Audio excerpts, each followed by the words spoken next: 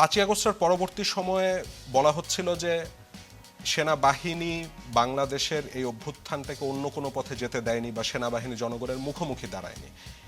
এখন যখন যারা সে আন্দোলনটি করেছিল তাদেরই একদম নোন ফেস আমি বলবো বা পোস্টার বয় যারা ছিলেন তারা যখন এই ধরনের অভিযোগ করছেন তখন রাজনীতিতে বেশ একটা অনিশ্চয়তা তৈরি হয়ে যাচ্ছে নাকি? যদিও আজকে আমি শুনছিলাম যে তিনি আবার বলছেন যে এটা সরাসরি সেনাবাহিনীর বিরুদ্ধে তাদের কোনো অভিযোগ নয়, বরং সেনাবাহিনীকে যারা ব্যবহার করতে চান তাদের বিরুদ্ধে তারা অভিযোগটা করছেন।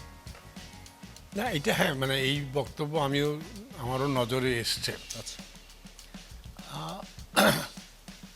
মানে এই ছাত্র সমন্বয়কারী বা যারা আন্দোলনে নেতৃত্ব দিয়েছে, মানে তারা আমার মতো 70 বছর বয়সের লোক না। অতএব তাদের তারুণ্যের উদ্দীপনা তো থাকবেই, এবং তারুণ্যের কিছু উৎসাহ উদ্দীপনা। এখন তারাও তো রাজনীতিতে নতুন, এবং রাজনীতিতে তো সব ব্যাপারই আছে না, কি কখন কোথায় কি বলা যায় এবং কোথায় কি বলা যায় না, এবং এটা শিখতে সবারই সময় লাগে। আমার আপনারও লেগেছে, মানে যেই কথাটা আমরা অকপটে 20 বছর বয়সে বলে ফেলতাম এখন নিশ্চয়ই বলবো না। অর্থাৎ তাদের কিছুটা অপরিপক্কতা, কিছুটা অতি উৎসাহ, কিছুটা হয়তো উত্তেজনার বশবর্তী হয়ে তারা এই কথাগুলি বলেছেন। না বললেই ভালো হতো। আমার মনে হয় যে আমরা যা সাধারণ জনগণ একটা ঠিক আছে কথা বলেছে বলে না বললেই কেন ভালো হতো? সত্যটা জানা গেল না না, ওই যেটা ভুল বুঝাবুঝি তৈরি হচ্ছে। হ্যাঁ, মানে ক্ষমতায় তো ধরেন বঙ্গভবনে হোক, গণভবনে হোক, বা প্রধান উপদেষ্টার কার্যালয় হোক, অনেক কথাবার্তাই হয়, কিন্তু আলাপ আলোচনা অনেক কথাবার্তা হয়। উপদেষ্টা মণ্ডলীর সবাই নিশ্চয়ই কোনো একটা ব্যাপারে হয়তো 2 জন আপত্তি করে, 3 জন পক্ষে বলে। এই কিছু জিনিস আছে সব জায়গায়, যে সব কিছু জনসম্মুখে আসতে হয় না, বলে এটা কারোর জন্য মঙ্গল ডেকে আনে না, আমি ওই অর্থে বলছি।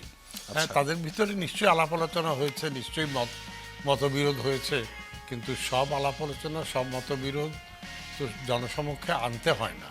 এবং এটা হয়তো তাদের, যেটা বললাম, অতি উৎসাহে এটা হয়তো চলে এসছে। এবং আপনি যেটা বললেন, এইটা তো অনেক মানে আলোচনার জন্ম দিয়েছে, অনেক ইভেন ষড়যন্ত্র তত্ত্বেরও উদ্ভব করছে।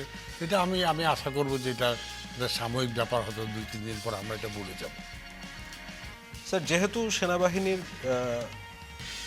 এগেনস্ট এ ধরনের অভিযোগের পরে আমরা 2 দিনে আইএসপিআর থেকে কোনো বক্তব্য পাইনি, তা আমি ধরে নিচ্ছি যে হাসনাত আবদুল্লাহ যে অভিযোগটি করেছেন সেটি সত্য অভিযোগ।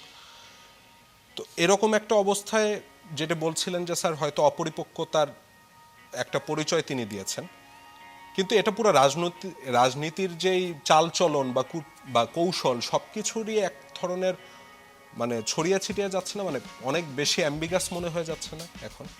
না, মানে যেটা প্রথমেই বলেছিলাম যে বা সেনাবাহিনী কি এরকম বলতে পারে যে আমরা পুনর্বাসন করব অমুক দলকে বা তমুক দলকে?